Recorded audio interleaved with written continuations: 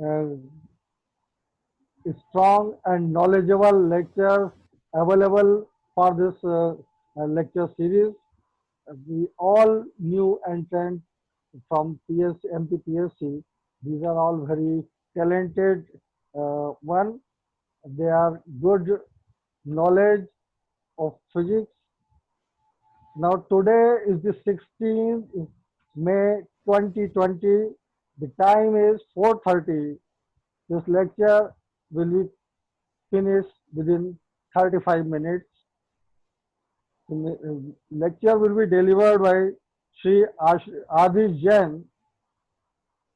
The topic is digital electronics. So please enjoy this session. If any query, please open your chat box and say something about on that chat box. Okay, proceed, Sri Adish Jain. Thank you, sir. Yesterday we discussed about the number system and we remain the topic there. Now I discuss about the binary codes for the decimal digits. All digital systems use some form of binary numbers for their internal operations, but the external world is decimal in nature. Conversion between the decimal and binary system are therefore often performed. But conversion between decimal and binary become long and complicated when large numbers are involved. Yesterday we talked about the different number system, binary number system, octal number system, hexadecimal number system, in which we we convert number decimal number in their number system. But if there is large number in binary form या फिर in decimal form, then it is so complicated to convert it in another form like binary or octal or decimal or hexadecimal form. So we need a means of encoding decimal numbers that combines some feature of both the decimal and binary number system. तो हमने क्या किया है, जो हमारे decimal number है उनको हमने एक कोड में चेंज किया है. जैसे कि हम 1 प्रेस करेंगे तो 1 प्रेस करते ही कीबोर्ड में उसका कोड कंप्यूटर में इंटर हो जाएगा. तो हमने यहाँ पे डिफरेंट टाइप्स ऑफ कोड्स की स्टडी करना है. तो binary codes can be classified as numeric codes and alphanumeric codes. Alphanumeric codes represent the alphabet and decimal numbers as a sequence of zeros and ones. ASCII code is an example of alphanumeric code which represent alphabet and decimal numbers.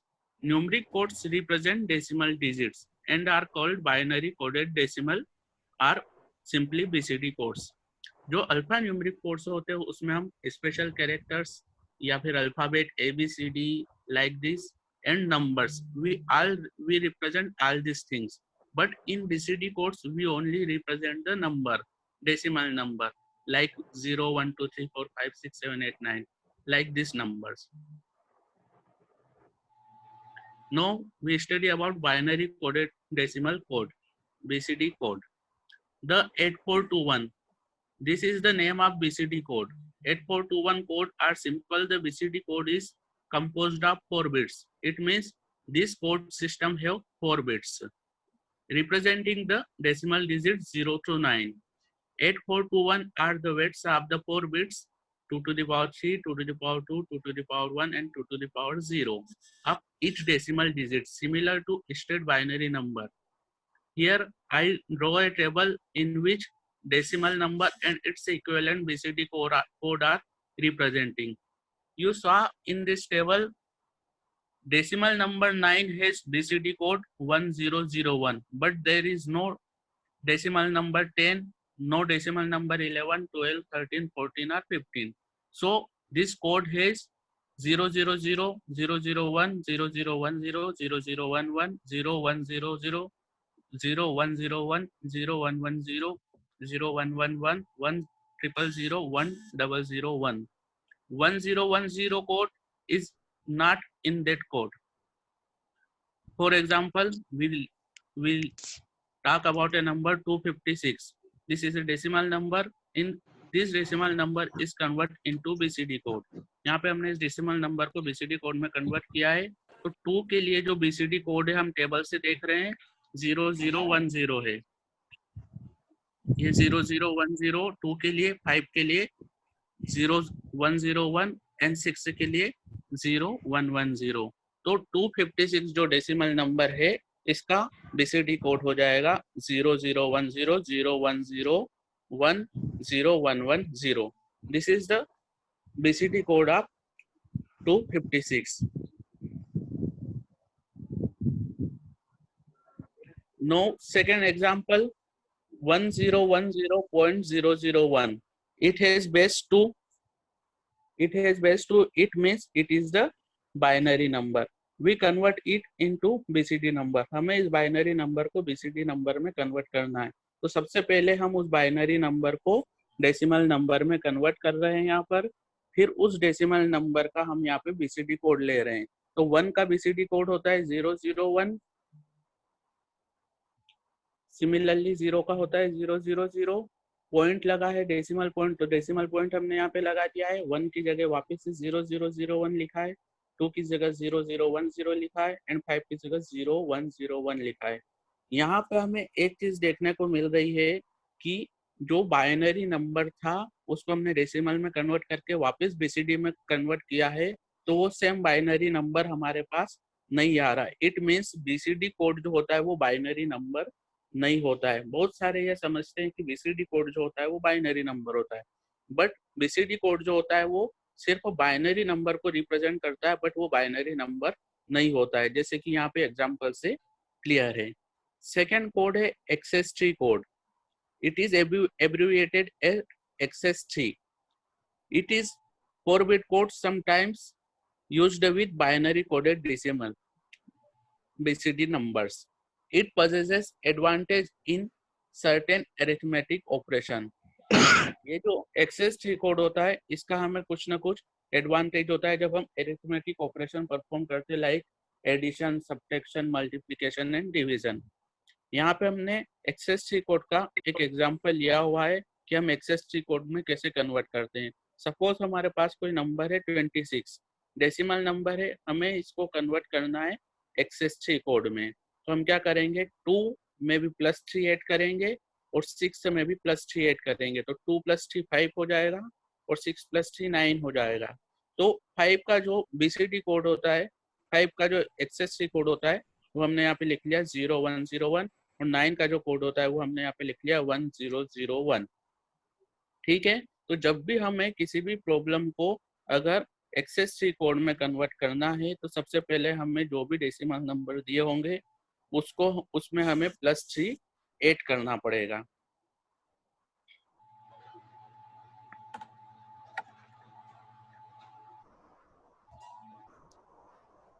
यहाँ पे एक table बनाई हुई है, decimal number, उसका BCD equivalent और उसका XS3 code का जो इक्विवेलेंट है वो हमने यहाँ पे लिखा हुआ है. इस टेबल से हमें साफ दिख रहा है कि XS3 कोड में 0000 कोड, 0001 कोड और 0010 कोड, इसके अलावा 1101 code, 1110 code and 1111 code allow नहीं होता है. सिर्फ ये जो नंबर यहाँ पे, ये जो कोड हमने लिखे हुए हैं, सिर्फ यही यहाँ पे अलाउ रहते हैं. एक और बात मैं बताना चाहूंगा कि बहुत सारे बच्चे क्या करते हैं कि जैसे हमने अभी एग्जांपल लिया था 23, तो 23 का वो XS3 कोड जो लिखते हैं वो लिखते हैं 5 और 8, 5 और 6, 56 लिखते हैं, जबकि XS3 कोड जो होता है वो 01 के फॉर्म में ही होता है. तो जो भी डेसिमल नंबर दिया हुआ है पहले हमें उसमें +3 ऐड करना है, देन उसको हमें कन्वर्ट करना है उसके BCD नंबर में. ठीक है. अब अगला कोड आता है यहाँ पे Gray code. This code belongs to class of codes called minimum change code, in which only one bit in the code groups changes when going from one step to the next step. Gray code is not suited for arithmetic operation but finds application in input-output devices and some types of analog to digital converter. ये मैंने जो बोला है अभी शायद आपको समझ में नहीं आया होगा, मैं इसको टेबल से समझाता हूँ. ये यहाँ पे हमने ग्रे कोड की टेबल ली हुई है, डेसिमल लिखा हुआ है, उसका बाइनरी कोड लिखा हुआ है BCD कोड एंड बाइनरी लिखा हुआ है हमने और उसका ग्रे कोड लिखा हुआ है। तो जब हम ग्रे कोड को देख रहे हैं तो हम देख रहे हैं कि 0 का ग्रे कोड जो है वो 0000 है, 1 का ग्रे कोड जो है वो 0001 है। ठीक है, तो यहाँ पे सबसे लास्ट वाली डिजिट जो थी 0, सिर्फ वो ही चेंज होके यहाँ पे 1 हुई है। ठीक है, सिमिलरली हम नेक्स्ट वाली बिट देख रहे हैं। अगर 1 का ग्रे कोड जो है वो 0001 है और 2 का जो कोड है वो 0011 है, इट मीन्स सेकेंड वाली जो डिजिट थी वो 0 से 1 हुई है। हम हर एक कोड को अगर देखते हैं तो सिर्फ एक ही डिजिट यहाँ पर चेंज हो रही है। इट मीन्स हम इसी वजह से इसको मिनिमम चेंजिंग कोड भी कहा जाता है। हम 3 में देखते हैं तो 3 का कोड है यहाँ पे 0010 एंड 4 का कोड है 0110। इट मीन्स MSB के जो सेकेंड वाली बीट है वो यहाँ पे 0 से 1 चेंज हुई है। सिमिलरली 4 से 5 हम देखते हैं तो सिर्फ एक बीट लास्ट वाली बीट जो है वो चेंज होती है। इसी प्रकार हम सभी कोड देखते हैं तो सिर्फ एक बीट चेंज होती है। तो इसका हमें उपयोग जब आता है जब हम हार्डवेयर या फिर सॉफ्टवेयर डिजाइन करते हैं, क्योंकि हमें सॉफ्टवेयर में अगर हार्डवेयर में अगर कम सर्किट की जरूरत लगेगी तो हमें उस कोड को मिनिमाइज करना रहेगा और उस कोड के चेंजिंग को मिनिमाइज करने के लिए हम ग्रे कोड का यूज करेंगे, क्योंकि यहाँ पे सिर्फ हमें एक बीट को ही चेंज करना पड़ेगा। इस बात का ध्यान रहे कि ग्रे कोड जो होता है वो 4 बिट कोड होता है। अब ग्रे कोड को कन्वर्ट करना है, हमें बाइनरी नंबर है हमारे पास और उसको हमें ग्रे में कन्वर्ट करना है। तो किसी भी बाइनरी नंबर को ग्रे में कन्वर्ट करने के लिए 2 रूल है। Rule number 1, the MSB left most digit in the Gray code is the same as the corresponding digit in the binary number. Second rule है, going from left to right, add each adjacent pair of binary digits to get the next gray code digit. Discard carries if any. शायद अभी आपको समझ में नहीं आया होगा, हम इसको एग्जांपल से देखते हैं। यहाँ पे हमने एक एग्जांपल लिया है 11 कन्वर्ट करना है हमें 111011 बाइनरी को ग्रे कोड में कन्वर्ट करना है। तो ये नंबर मैंने यहाँ पे ऊपर लिख लिया है, ये यहाँ पे ऊपर मैंने इस नंबर को लिख लिया है। ये यहाँ पे आपको ये नंबर दिख रहा है 111011। सबसे पहला रूल क्या है, हमें MSB को वैसा का वैसे ही यहाँ पे लिखना है। तो हमने ये MSB को ऐसा कैसे 1 से 1 इसको ऐसे ही लिख दिया है। उसके बाद क्या करना है, हर एडजेसेंट बिट को हमें प्लस करना है। तो हमने 1 1 प्लस 1 यहाँ पे किया है, तो 1 प्लस 1 क्या होता है 1 0 होता है। तो हमने यहाँ पे उसका 0 लिखा है और 1 जो कैरी था उसको डिस्कार्ड किया है। सिमिलरली फिर हमने 1 प्लस 1 किया है, तो 1 प्लस 1 1 0 होता है, हमने 0 लिखा है और कैरी 1 को डिस्कार्ड किया है, मीन्स छोड़ दिया है। ठीक है, सिमिलरली हमने यहाँ पे 1 प्लस 0 को ऐड किया है, तो 1 प्लस 0 1 होता है, यहाँ पे कोई कैरी नहीं है तो सीधा हमने उसका 1 लिख दिया है। ठीक है, सिमिलरली 0 प्लस 1 हमने यहाँ पे ऐड किया है, तो 0 प्लस 1 1 होता है, वो हमने यहाँ पे लिखा है और कैरी को डिस्कार्ड कर दिया है। 1 प्लस 1 1 0 होता है, तो हमने 0 यहाँ पे लिखा और कैरी को डिस्कार्ड कर दिया है। तो 110111 बाइनरी नंबर का जो ग्रे कोड हो जाएगा वो ये हो जाएगा 100110, ये उसका ग्रे कोड हो जाएगा। तो हमें किसी भी बाइनरी नंबर को अगर ग्रे कोड में कन्वर्ट करना है तो सिंपली हमें MSB को वैसे के वैसे लिखना है और उसके बाद सभी को हमें एक दूसरी एडजेसेंट बिट को हमें सम करते जाना है और कैरी को छोड़ते हुए जाना है। अब ये तो बाइनरी से ग्रे कन्वर्जन हो गया। अब ग्रे से बाइनरी कन्वर्जन क्या होता है, उसके भी कुछ रूल है। तो वो रूल है, the most significant digit left most in the binary code is the same as the corresponding digit in the gray code. After that, add each binary digit generated to the gray digit in the next adjacent position. Discard carries if any. शायद आपको समझ में नहीं आया होगा, हमने यहाँ पे एक एग्जांपल लिया हुआ है, नंबर लिया है हमने यहाँ पे 11011, इसको हमें ग्रे से बाइनरी में कन्वर्ट करना है। तो सबसे पहले हम क्या करेंगे, यहाँ पे नंबर को हम ऐसा कैसे यहाँ पे लिख लेंगे 11011। उस नंबर के बाद हमें क्या करना है, MSB जो है सबसे लेफ्ट मोस्ट जो बीट है 1, उसको ऐसे कैसे लिखना है। फिर क्या करना है, इसमें हमें ऐड करना है आगे आने वाली बीट को। ठीक है, यहाँ पे हमने ये किया है 1+1। 1+1 क्या होता है, 1 0 होता है, तो हमने 0 को लिखा है और कैरी को छोड़ दिया है। सिमिलरली हमने फिर 0+0 को ऐड किया है, तो 0+0 0 होता है, तो हमने यहाँ पे 0 लिखा है और कैरी को छोड़ दिया है। सिमिलरली 0+1 को हमने ऐड किया, तो 0+1 1 होता है, तो हमने 1 लिखा है। इसी प्रकार 1+1 यहाँ पे हमने ऐड किया, तो 1+1 1 0 होता है, हमने 0 लिखा है और कैरी को इग्नोर कर दिया है।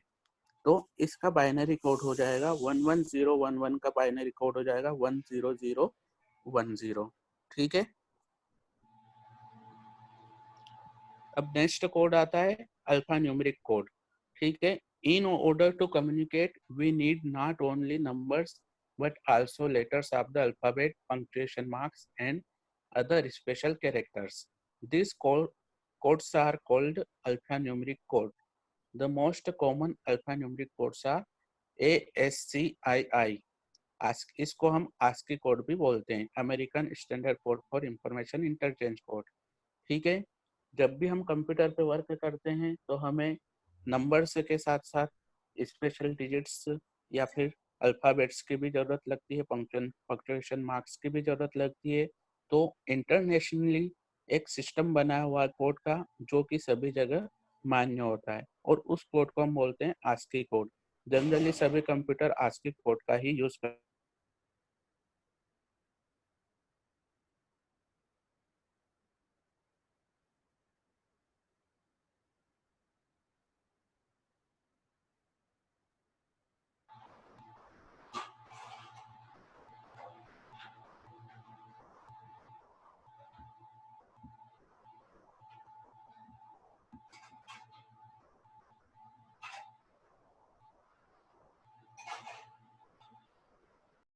उसी हिसाब से उसमें कोड इंटर होता है।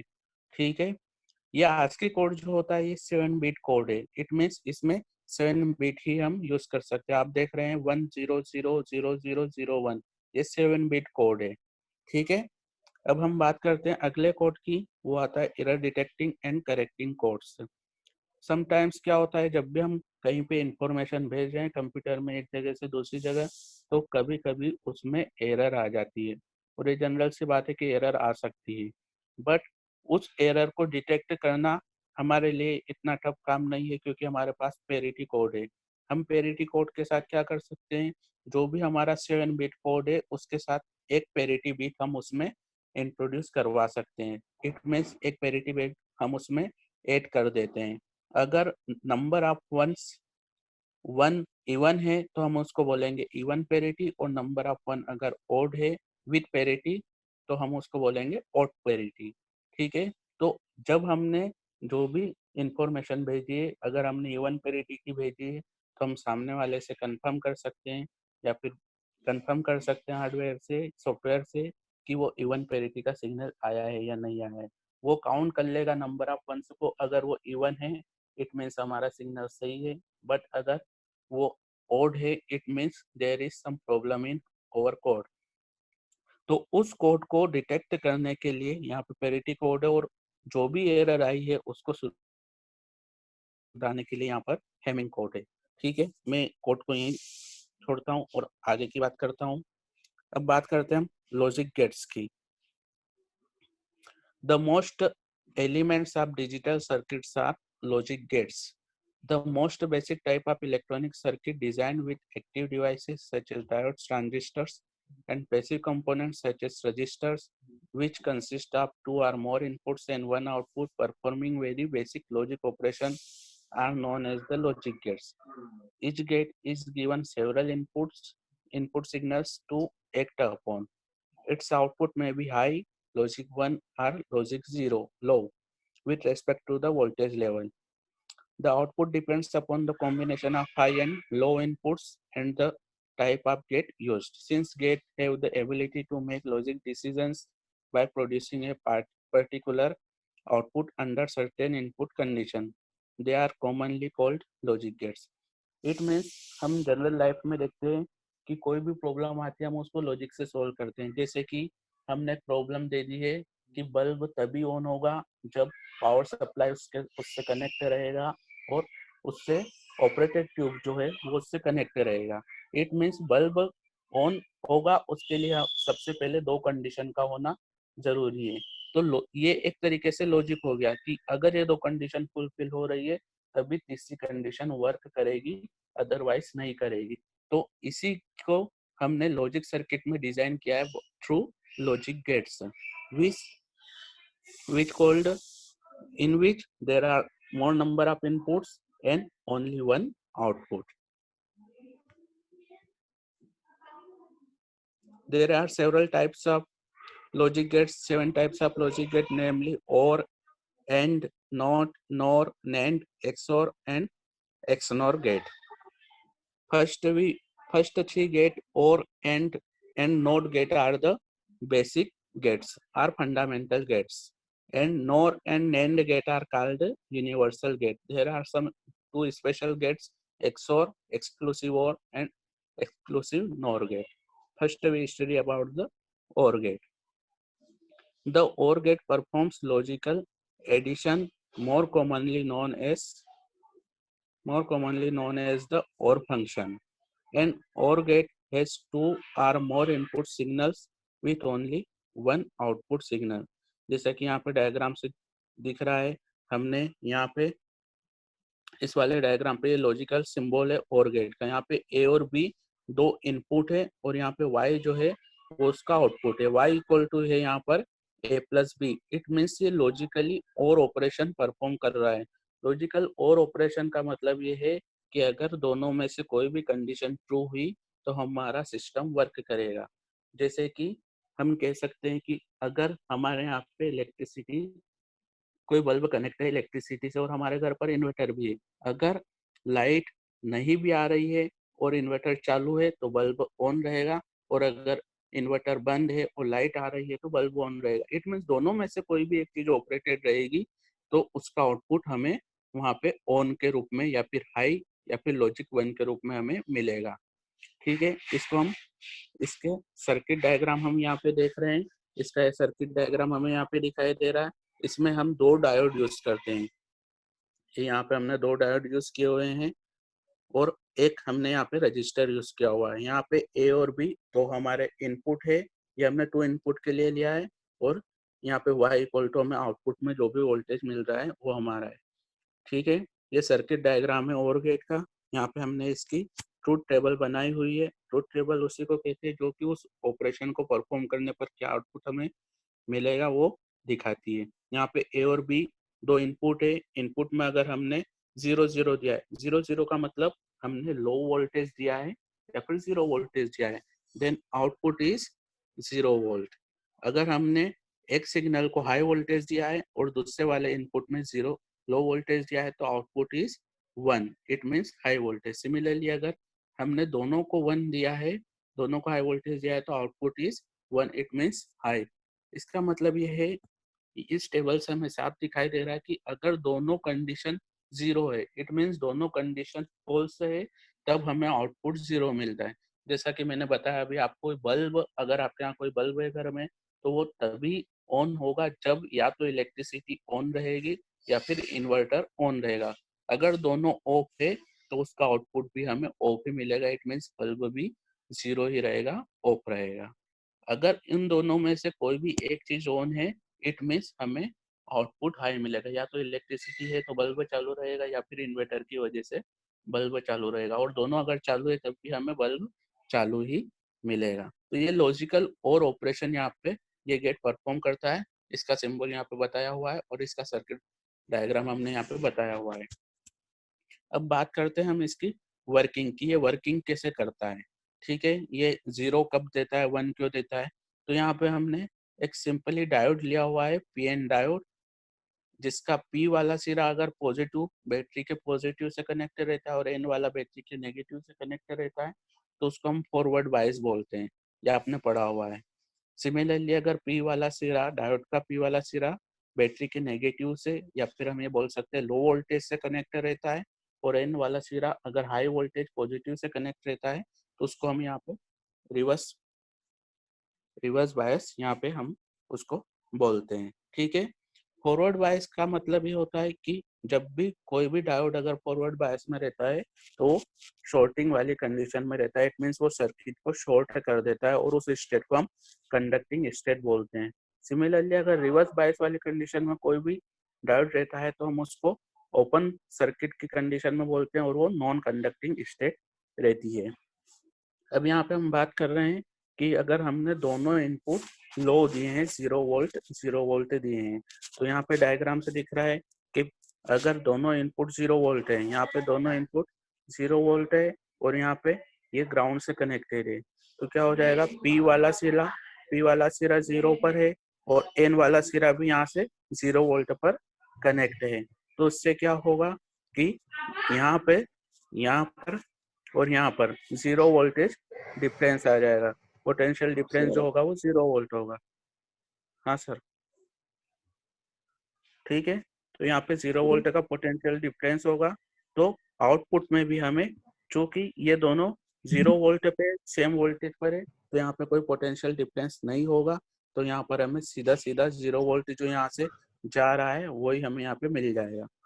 सेकेंड कंडीशन हम देखते हैं, अगर a इक्वल टू 0 और b इक्वल टू 1 है तो क्या होगा।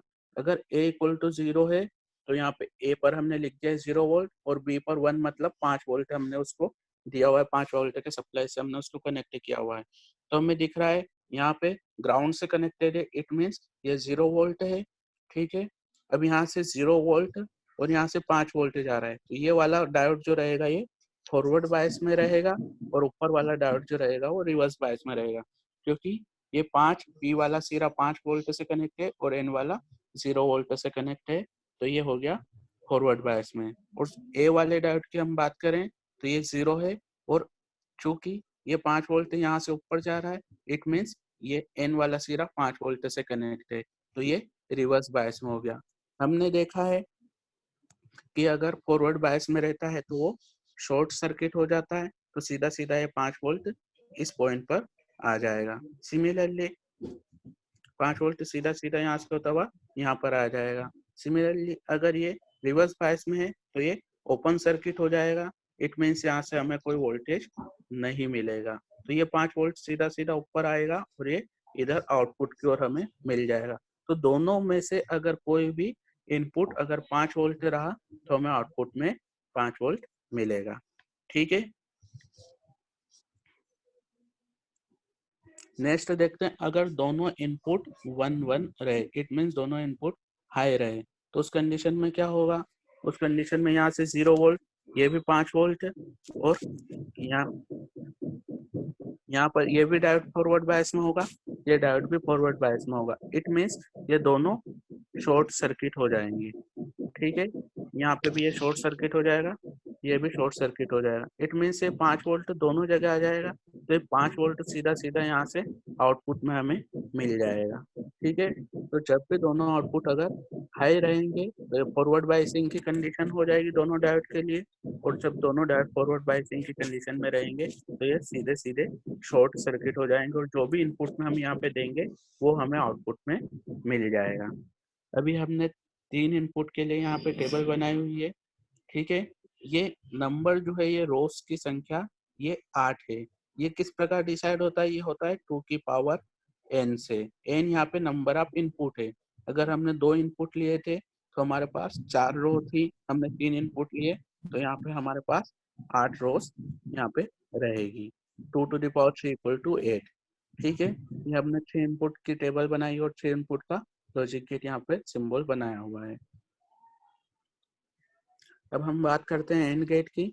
तो एंड गेट जो होता है ये लॉजिकली मल्टीप्लिकेशन वाला जो ऑपरेशन होता है ये परफॉर्म करता है। ठीक है, इसका हमने सर्किट डायग्राम हमने यहाँ पे बनाया हुआ है। सिमिलरली इसका सिंबल जो होता है वो हमने यहाँ पे बताया हुआ है, ये कैपिटल डी के सिंबल का होता है। यहाँ पे हमने 2 इनपुट एंड गेट का सिंबल बनाया हुआ है। इसका आउटपुट जो होता है y इक्वल टू होता है a डॉट b। ये हमने यहाँ पे एंड गेट की टेबल बनाई हुई है। इस टेबल में हमें दिख रहा है कि a और b 2 इनपुट है, इन दोनों के लिए अलग अलग कंडीशन हमने लिए। दोनों इनपुट अगर 0 हो, कोई भी एक इनपुट 1 हो या फिर दोनों इनपुट हाई हो, तो आउटपुट अलग अलग यहाँ पे हमें मिल रहा है। आउटपुट हमें हाई कब मिलेगा? जब दोनों इनपुट हाई हो, अदरवाइज हमें आउटपुट 0 ही मिलेगा। इट मीन्स इसके लिए कंडीशन ये है कि सभी इनपुट अगर हाई है तभी हमें आउटपुट हाई मिलेगा, अदरवाइज आउटपुट हमें 0 मिलेगा। ठीक है, अब इसकी वर्किंग हमने यहाँ पे समझाई हुई है। अगर दोनों इनपुट 0 है, a equal to 0, b equal to 0, then यहाँ पे वापस से वही बात आती है, यहाँ पे डायोड जो रहते हैं उसके अपोजिट डायरेक्शन में और गेट की अपोजिट डायरेक्शन में कनेक्ट रहते हैं। a इक्वल टू 0 है और यहाँ पे हमने 5 वोल्ट का सप्लाई यहाँ पे कनेक्ट कर रखा है। ये 5 वोल्ट का सप्लाई हमने यहाँ पे कनेक्ट कर रखा है। ठीक है, 5 वोल्ट का सप्लाई P वाले सिरे से, क्योंकि ये P वाला सिरा है और ये डायोड का N वाला सिरा है। तो अगर पॉजिटिव से सम वोल्टेज कनेक्ट हो, N वाला सिरा 0 ऊपर है, इट मीन्स ये फॉरवर्ड बायस में, और फॉरवर्ड बायस में ये शॉर्ट सर्किट हो जाएगा और जो भी A पर वोल्टेज रहेगा वो सीधा सीधा यहाँ पर आ जाएगा, क्योंकि दोनों A और B दोनों में 0 वोल्ट है, तो ये 0 वोल्टेज यहाँ पे आ जाएगा और 0 वोल्टेज आउटपुट के थ्रू हमें यहाँ पर मिल जाएगा। ठीक है, ये हमने इसका समझाने के लिए इसको यहाँ पे शॉर्ट सर्किट करके बताया हुआ है। सिमिलरली हम बात करते हैं, अगर a इक्वल टू 0 रहे और b इक्वल टू 1 रहे, it means a equal to low रहे और b इक्वल टू हाई रहे, तो पहला वाला डायोड जो रहेगा a वाला डायोड वो तो फॉरवर्ड बायस में रहेगा और दूसरा वाला डायोड जो रहेगा वो रिवर्स बायस में रहेगा। क्यों रहेगा? क्योंकि यहाँ से 5 वोल्ट शॉर्ट सर्किट होके यहाँ पर आ गया है हमारे पास, ये 5 वोल्ट शॉर्ट सर्किट होके यहाँ पर आ गया है। ठीक है, और ये 5 वोल्ट अगर यहाँ पे रहेगा P वाले सिरे से, यहाँ पे P वाले सिरे से 5 वोल्ट और B वाले सिरे से भी अगर यहाँ पे 0 वोल्ट कनेक्ट रहेगा तो ये ओपन सर्किट हो जाएगा, ये ओपन सर्किट हो जाएगा। तो यहाँ से जो 0 वोल्ट है सीधा सीधा y इक्वल टू में आउटपुट में चला जाएगा। ठीक है, क्योंकि A वाला जो डायोड है वो फॉरवर्ड बायस है और B वाला डायोड जो है वो रिवर्स बायस है। ठीक है, अब हम बात करते हैं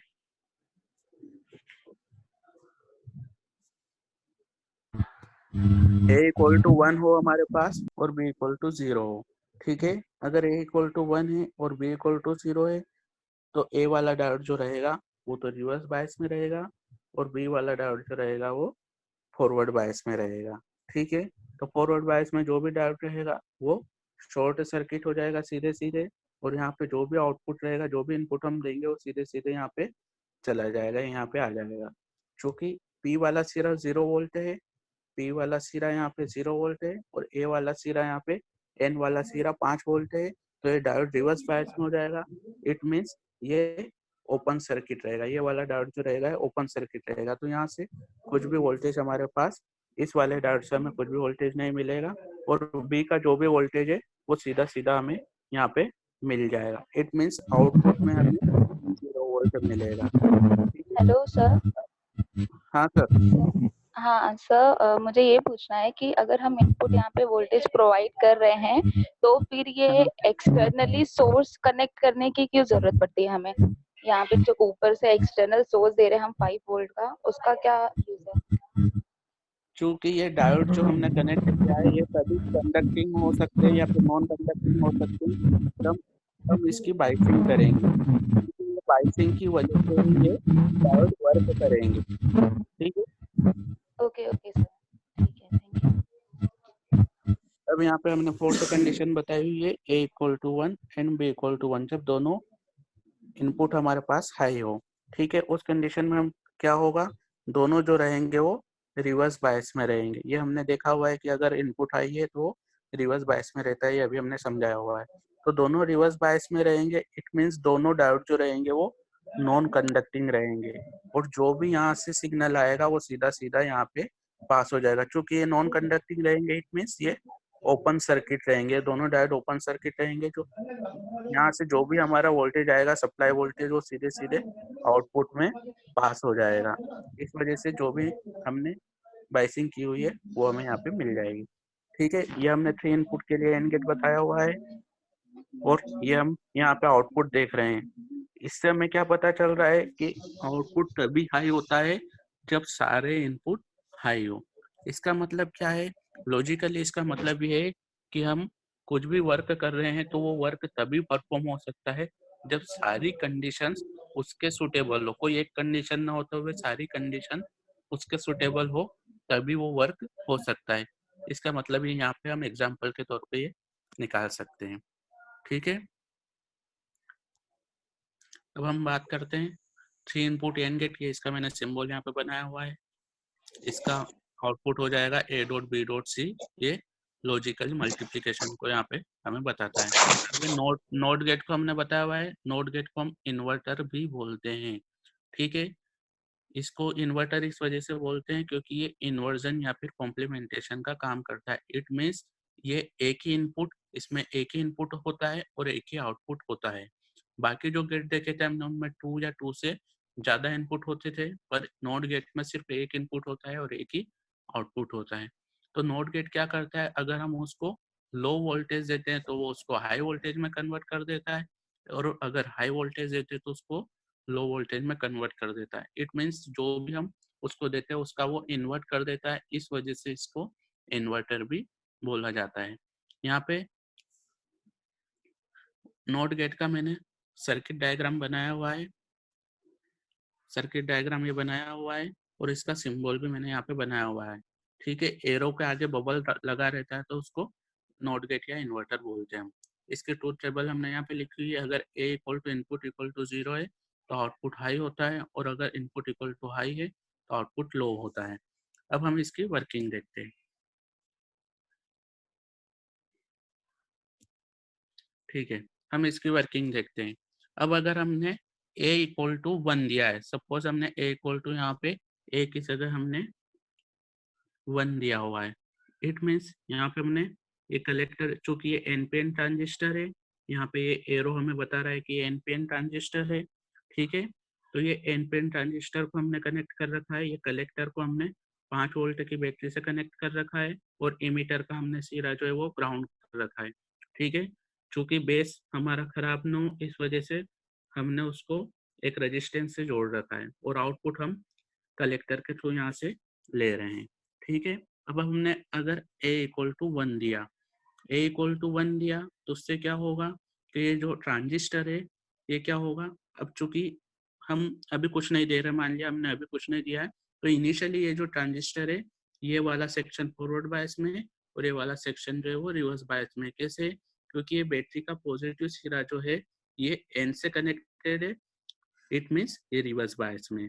ठीक है, और यहाँ पे बैटरी का एन वाला सिरा जो है वो ग्राउंड से कनेक्टेड है ये यहाँ पर। इट मीन्स ये फॉरवर्ड बायस में। तो ये ट्रांजिस्टर तभी वर्क करता है जब ये फॉरवर्ड इनपुट वाला सेक्शन जो है वो फॉरवर्ड बायस में रहता है। ये ट्रांजिस्टर के 4 अलग अलग रीजन होते हैं जिनमें वो वर्क करता है। तो एक्टिव रीजन जो होता है वो तभी होता है जब इनपुट वाला सेक्शन फॉरवर्ड बायस हो और आउटपुट वाला सेक्शन रिवर्स बायस हो। ठीक है, तो अब हमने मान लिया है कि a equal to high voltage यहाँ पे दिया हुआ है, 1 दिया हुआ है। ठीक है, तो उससे क्या होगा, यहाँ पे अगर हमने 1 दिया हुआ है तो ये 1 क्या होगा, यहाँ पे 1 और यहाँ पे 0। ठीक है, तो ये इसको फॉरवर्ड बायस में कर देगा। ठीक है,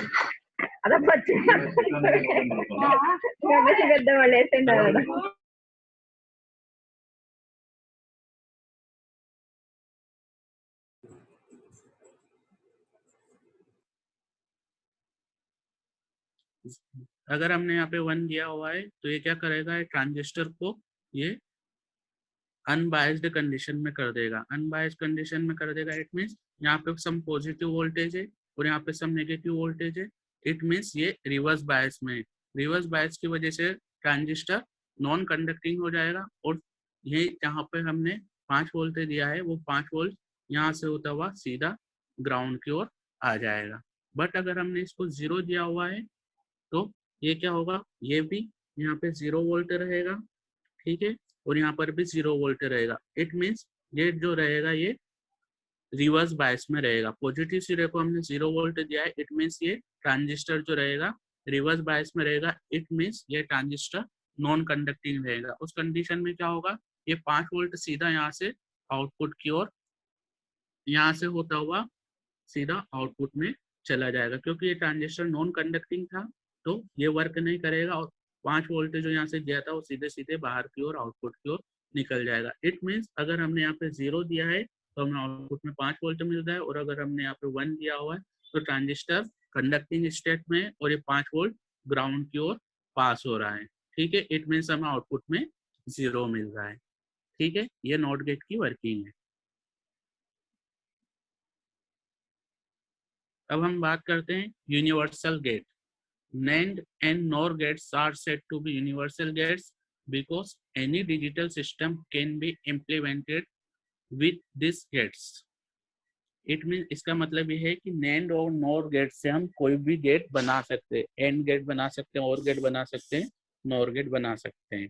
NAND and NOR gates are common from the hardware point of view because they are readily available in IC form. Also NAND और NOR गेट जो रहते हैं वो इजीली IC में अवेलेबल रहते हैं as compare to OR gate, AND gate and NOT gate. Sequential circuits as well as combinational circuit can be constructed with these gates. Sequential circuit जैसे कि flip flops, counters, converters, ADC converters, ये हम इन gate की सहायता से easily बना सकते हैं। जैसे कि फ्लिप फ्लॉप में 2 कंसेक्यूटिव NAND गेट लगे हुए रहते हैं। इट मीन सिक्वेंशियल सर्किट में इन गेट की आवश्यकता हमें बहुत पड़ती है। इसी प्रकार कॉम्बिनेशनल सर्किट जो रहते हैं जैसे कि मल्टीप्लेक्सर, डीमल्टीप्लेक्सर, इनकोडर, डिकोडर, उनमें भी हमें इन गेट्स की, यूनिवर्सल गेट्स की जरूरत लगती है। अब यहाँ पे हमने एक यूनिवर्सल गेट से लिया है नॉर गेट। नॉर गेट जैसे कि स्पष्ट है ये नॉट प्लस और, इट मीन्स जो भी और गेट है उसको कॉम्प्लीमेंटेशन है। ठीक है, तो यहाँ पे हमने अगर और गेट लेते हैं और 2 इनपुट ए और बी लेते हैं तो उसका और आता हमारे पास z equal to A plus B. उसको हमने कॉम्प्लीमेंट कर दिया है तो ये हो गया z equal to A plus B. यहाँ पे z इक्वल टू हो गया A plus B bar. It means और का जो भी ऑपरेशन है उसको कॉम्प्लीमेंट करना है। ठीक है, ये नॉर गेट का काम है। हेलो हाँ सर। जी, क्या बताया सर आपने? और गेट जो भी रहता है उसको कॉम्प्लीमेंट कर देता है तो उसको हम नॉर गेट बोलते हैं। ठीक है, और गेट का लॉजिकल ऑपरेशन है और लॉजिकल और, इट मीन्स अगर 2 इनपुट हमने ए और बी लिए हैं तो और गेट उसको कर देता है z equal to A plus B. अब अगर उसको हम कॉम्प्लीमेंट कर रहे हैं z equal to A plus B bar, total का बार, तो उसको हम नॉर गेट बोलते हैं। यहाँ पे हमने ट्रूथ टेबल से भी उसको बताया हुआ है। ठीक है, अगर 2 इनपुट है हमारे पास ए और बी और उनका आउटपुट है y हमारे पास, दोनों इनपुट अगर लो है तो अगर हम और गेट यूज करते तो आउटपुट भी 0 होता। अब उसका हमने कॉम्प्लीमेंट किया तो आउटपुट 0 की बजाय हो गया 1। आया समझ में? सिमिलरली अगर 0 और 1 दो हमारे पास इनपुट है तो और गेट अगर हम यूज करते तो आउटपुट 1 होता और उसका हमने कॉम्प्लीमेंट किया तो हो गया 0। सिमिलरली 1 प्लस 1 ये हो जाएगा 1 और गेट में, और नॉर गेट की अगर हम बात करेंगे तो वो हो जाएगा 0। इसका मतलब ये है कि नॉर गेट में आउटपुट तभी हाई होता है जब सारे इनपुट 0 हो। अगर कोई भी इनपुट हाई है तो आउटपुट हमें लो ही मिलेगा। ठीक है,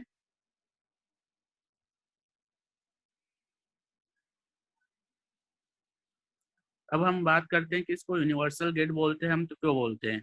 अभी हमने यहाँ पे बताया हुआ है कि नॉर गेट का उपयोग करके हमने अलग अलग गेट डिजाइन किए हुए हैं। नॉट गेट डिजाइन किया हमने, और गेट हमने यहाँ पे डिजाइन किया है, एन गेट यहाँ पे हमने डिजाइन किया हुआ है। तो आप देख सकते हैं नॉर गेट में चूंकि 2 इनपुट लगते हैं तो हमने दोनों इनपुट में एक ही सिंबल यहाँ पे दिया हुआ है। ठीक है, दोनों इनपुट में हमने एक ही सिंबल दिया है ए, एक ही इनपुट हमने यहाँ पे दिया है ए। ठीक है, ये दोनों इनपुट एक ही इनपुट इसको जाएगा तो क्या होगा, इसका आउटपुट जो आएगा वो आएगा ए बार। ठीक है, जो भी इसका मल्टीप्लाई होगा ए डॉट ए होता है ए और उसका कॉम्प्लीमेंट हो जाएगा ए बार। तो हमने नॉर गेट का उपयोग करके एंड नॉट गेट यहाँ पे बनाया हुआ है। ठीक है, सिमिलरली अब अगर हमें और गेट डिजाइन करना है तो हम उसके लिए हमें 2 नॉर गेट की जरूरत लगेगी। तो आपसे पूछा जाए कि और गेट बनाने के लिए कितने नॉर गेट की जरूरत लगती है तो 2। कैसे लगती है हमने यहाँ पे बताया हुआ है। 2 इनपुट हमने नॉर पहले वाले नॉर गेट को दिए हैं, ठीक है। तो ये दो इनपुट, इसका आउटपुट हमें मिलेगा a प्लस बी बार, ठीक है, a प्लस बी बार। इस इनपुट को हमने वापस से दूसरे वाले नॉर गेट में दिया है, दोनों इनपुट की जगह हमने ये वाला इनपुट दिया है, तो हमें आउटपुट जो मिलेगा a प्लस बी बार का भी bar, it means a plus B, ये हमें यहाँ पे उसका आउटपुट हमें मिलेगा। तो ये कब होता है, जब हम लॉजिकल और परफॉर्म करते हैं, जब अगर हमारे पास a और b दो इनपुट है और हम लॉजिकल और परफॉर्म कर रहे हैं, तो ये और गेट का आउटपुट होता है। तो हमने दो नॉर गेट की सहायता से एक और गेट यहाँ पे डिजाइन किया हुआ है। सिमिलरली हमने तीन नॉर गेट की सहायता से हमने यहाँ पे एक एंड गेट डिजाइन किया हुआ है, ठीक है। हमने पहले वाले इनपुट को ए को हमने एक नॉर गेट में दिया तो आउटपुट हमें मिला ए बार। सिमिलरली हमने दूसरे वाले इनपुट को दूसरे नॉर गेट में दिया तो हमें आउटपुट मिला बी बार। इन दोनों आउटपुट को हमने तीसरे वाले नॉर गेट में इंसर्ट कर दिया है, तो हमें आउटपुट जो मिलेगा वो मिलेगा ए बार प्लस बी बार का बार। चूंकि डी मॉर्गन लॉ होता है कि अगर ए बार प्लस बी बार का बार है तो उसको हम लिख सकते हैं ए बार बार डॉट बी बार बार, और उसको हम लिख सकते हैं ए डॉट बी के फॉर्म में, ठीक है। तो हमने नॉर गेट की सहायता से यहाँ पे नॉट गेट बना लिया है, और गेट बना लिया है, और एंड गेट यहाँ पे हमने बना लिया है, ठीक है। आया समझ में? अब ये नैंड गेट की हम बात कर रहे हैं, ठीक है। तो नैंड गेट का हमने यहाँ पे सिंबल बनाया हुआ है। एंड गेट में अगर हम नोट वाला बबल लगा देते हैं तो उसको हम बोलते हैं नैंड गेट। क्लियर है? इसका आउटपुट जो होता है वो एंड गेट का जो आउटपुट होता है उसको हम कॉम्प्लीमेंट कर देते हैं। इट मीन्स अगर एंड गेट का आउटपुट ए डॉट बी है तो उसका कॉम्प्लीमेंट ए डॉट बी का बार यहाँ पे हमारे पास नैंड गेट का आउटपुट आ जाएगा, ठीक है। दो इनपुट के लिए हमने नैंड गेट यहाँ पे बताया हुआ है। इसकी ट्रूथ टेबल हमने यहाँ पे बनाई हुई है। इस ट्रूथ टेबल से हम देख सकते हैं अगर ए डॉट बी हम करते हैं, 0.0 हम करते हैं तो 0 आता है, और उसका कॉम्प्लीमेंट हमने किया 0 का तो वो 1 आ जाएगा, ठीक है। सिमिलरली 0.1 0 होता है और उसका कॉम्प्लीमेंट किया तो 1 आ जाएगा। सिमिलरली 1.0 0 होता है, उसका कॉम्प्लीमेंट हमने किया तो 1 आ जाएगा। सिमिलरली 1.1 1 होता है और उसका कॉम्प्लीमेंट किया तो 0 आ जाएगा, ठीक है। तो इससे हमें क्या पता चल रहा है कि नैंड गेट का जो आउटपुट है वो लो तभी होता है जब सारे इनपुट हाई हो। ये 0 कब होगा? जब सारे इनपुट हाई हो, अदरवाइज आउटपुट जो रहेगा वो हाई रहेगा, ठीक है। अब इसी प्रकार जिस प्रकार हमने नोर गेट से यहाँ पे बनाए थे उसी प्रकार हम यहाँ पे नैंड गेट से भी सारे गेट्स बना सकते हैं। जैसे हम नैंड गेट से नोट गेट बनाना है तो हम सिमिलरली यहाँ पर इसकी जगह हम नैंड गेट लगा देंगे तो आउटपुट में हमें वापस से ए बार मिलेगा। ये आप ट्राई करके देख सकते हैं। सिमिलरली अगर हमें नैंड गेट से एंड गेट बनाना है तो हम यहाँ पे दो नैंड गेट लगा देंगे तो हमें नॉर और गेट की बजाय यहाँ पे एंड गेट हमें मिलेगा, ठीक है। और अगर हमें नैंड गेट से और गेट बनाना है तो यहाँ पे नॉर की जगह हम नैंड गेट लगा देंगे तो हमें और गेट यहाँ पे मिलेगा, ठीक है। आज के लेक्चर के लिए इतना ही काफी है, बाकी बाद में आपको कोई क्वेरी हो तो आप पूछ सकते हैं।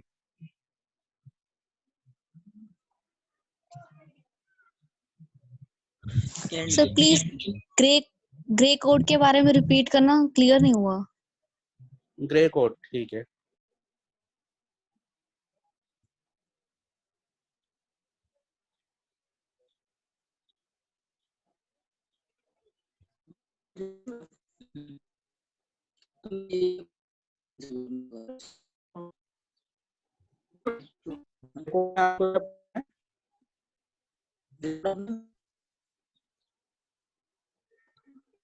ग्रे कोड में आपको क्या पूछना है?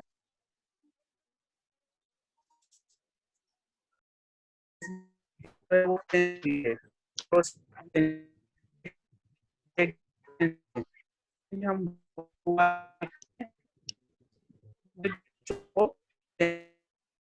ये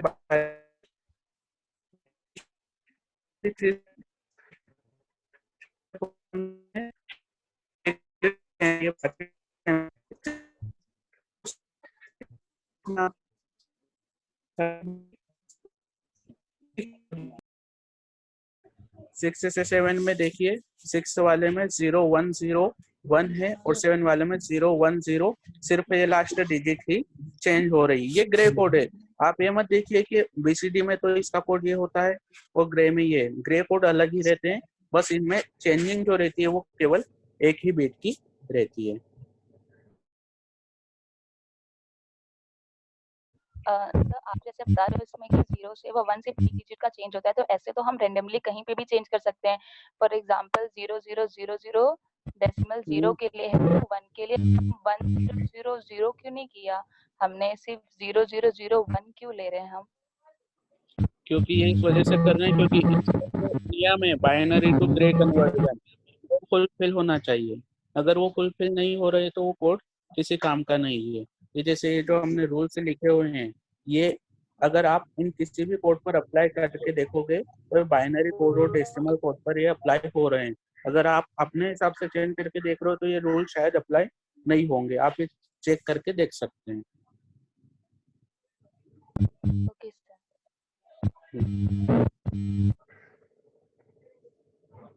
any doubt?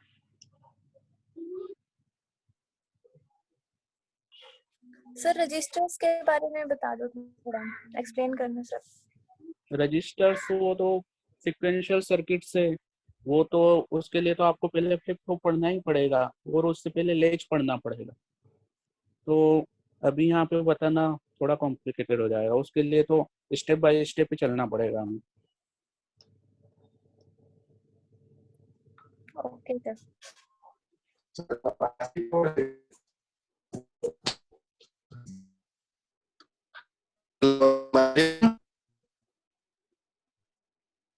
Any doubt? Hello. हाँ बोलिए। जो आस्की कोड है, हाँ उसमें आस्की कोड में आपने बताया था कि ए कैपिटल और स्मॉल है तो स्पेशल फंक्शन होता है बाइनरी कोड में, तो कैसे होता है?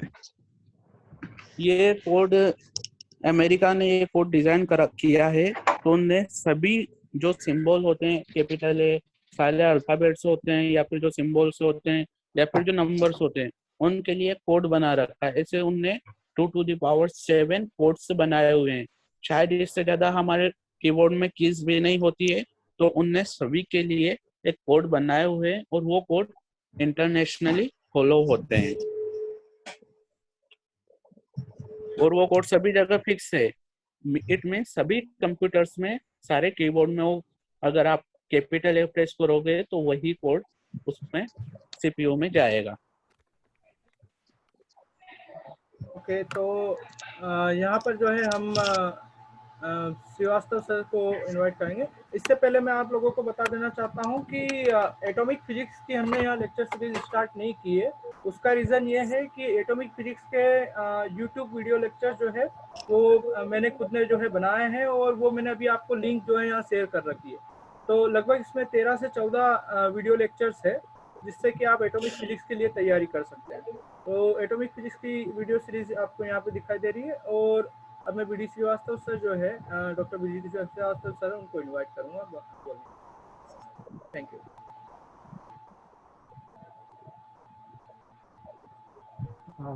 नमस्कार सभी पार्टिसिपेंट्स।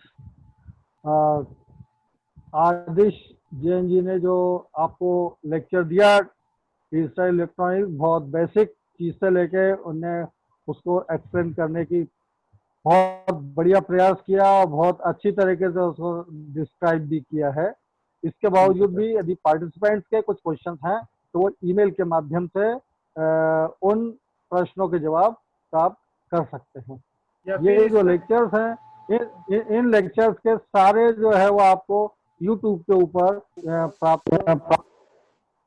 इसके अलावा भी हम ये चाहते हैं IAPT की ओर से, यदि आपको कुछ और सब्जेक्ट, कुछ और टॉपिक्स ऐसे लगते हो तो आप चैट बॉक्स में उन टॉपिक्स को, उन सब्जेक्ट्स को आप लिख दें ताकि वो लेक्चर्स भी आपको हम उपलब्ध करा सकें। तो हमारे पास में बहुत अच्छे लोगों की एक पूरी टीम है जो कि आप फिजिक्स से संबंधित किसी भी प्रकार के प्रश्नों के जवाब देने के लिए तैयार। तो आप लोग अपने जो भी प्रश्न हो उनको चैट बॉक्स में डाल दें, सब्जेक्ट डाल दें, आपको उनके जवाब मिल जाएंगे। यहाँ कुछ बच्चे पूछ रहे हैं नैनोमेटर की क्लास जो है मॉर्निंग में हो चुकी है, ठीक है, आपको वीडियो लेक्चर जो है मिलेंगे। हाँ। क्वांटम मैकेनिक्स की भी क्लास जल्दी होने वाली है।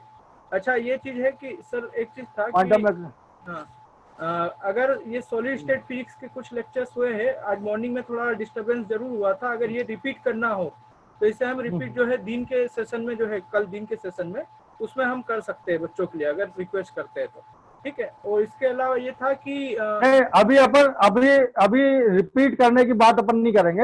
अपन अभी आफ्टर 20th जो है उसको फिर से कुछ चेकआउट करेंगे और वो करेंगे। ओके ठीक है। कुछ बच्चे बोल रहे थे इस वजह से ये था, ठीक है। बाकी इसके अलावा तो जो है हाँ तो उनको एक ही मैसेज करें कि आफ्टर 20th जो है वो हम इस चीज को सारे लोगों के जो भी क्वेरीज रहेंगी उसको अपन अलग सेशन बनाएंगे, उसके बाद में सेशन बना लेंगे, ठीक है। बाकी इसके अलावा यूट्यूब पर आपको लेक्चर सभी मिल रहे हैं, आप वहाँ पे सब्सक्राइब कर लीजिए तो उससे आपको लगातार जो है आप अवेयर रहेंगे कि कौन कौन से लेक्चर जो है आपको मिल जाएंगे, ठीक है। तो ठीक है, यहाँ पर हम ये लेक्चर जो है वो समाप्त करते हैं। डिस्कशन के लिए आप किसी भी प्रोफेसर से व्हाट्सएप पे पूछ सकते हैं, ठीक है। या तो हो सकता है हम जब भी लेक्चर हो तो उसके आधे घंटे बाद लिंक थोड़ी देर ओपन करके, ग्रुप ओपन करके, और वहाँ आप पूछ सकते हैं, उसके बाद में हम ऑफ कर सकते हैं, ठीक है। तो बीडी श्रीवास्तव सर जो है उनका भी बहुत बहुत धन्यवाद, और इसके साथ में आदित्य सर जो है उनका भी काफ़ी धन्यवाद इस अच्छे लेक्चर्स के लिए। अभी इसके बाद में लेजर फिजिक्स का जो है लेक्चर्स स्टार्ट होगा कुछ ही 5 या 10 मिनट बाद, ठीक है। तो उसकी लिंक जो है आपको शेयर की जा रही है, ठीक है। व्हाट्सएप ग्रुप जो है बने हुए हैं उन पर ये लिंक शेयर करेंगे हम, ठीक है। तो थैंक यू वेरी मच। तो सर ऑफ करें फिर आप? क्लोज कर, क्लोज। ओके, हाँ बिल्कुल क्लोज करें क्योंकि नेक्स्ट लेक्चर की तैयारी करना है। Okay, thank you.